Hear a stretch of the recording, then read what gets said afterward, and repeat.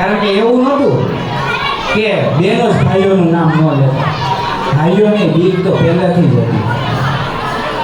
એટલે બોલ્યા કે સાંભળ, મેં પેપરમાં હમણાં વાંચ્યું કે એક અંગ્રેજ અધિકારી ઉપર ગોળી મારવામાં આવી છે અને મારી નાખવામાં આવ્યું છે. મને શંકા છે કે ક્યાંક ઈ આપણો ભગત તો નથી ને.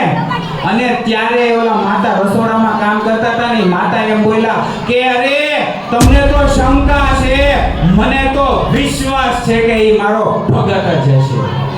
અને આવી જ્યાં સુધી માતાને ખેવના ઈચ્છા અને વિશ્વાસ નહીં હોય ત્યાં સુધી ભારત હજી એ તમે ઈચ્છશો નહીં ને એટલી ગુલામીમાં સપડાશે. અને હજી વ્યસનનું બંધન છે, એને હજી ડિજિટલ વ્યસન છે. માણસ મુક્ત થયો નથી, હજી એને દેખાદેખીનું બંધન છે. અને એવા બધા બંધનોમાંથી મુક્ત થઈએ કે ન થઈએ, પણ ભગતસિંહ ઉપરથી પ્રેરણા લઈ અને આપણા નાનકડા બાળ કલાકાર ભગતસિંહનું પાત્ર ભજવવા આવી રહ્યા છે. મને એમ લાગે કે તમારે કંટાળવા કરતા એનો આનંદ વધારે લેવો જોઈએ. અને જો તમને આનંદ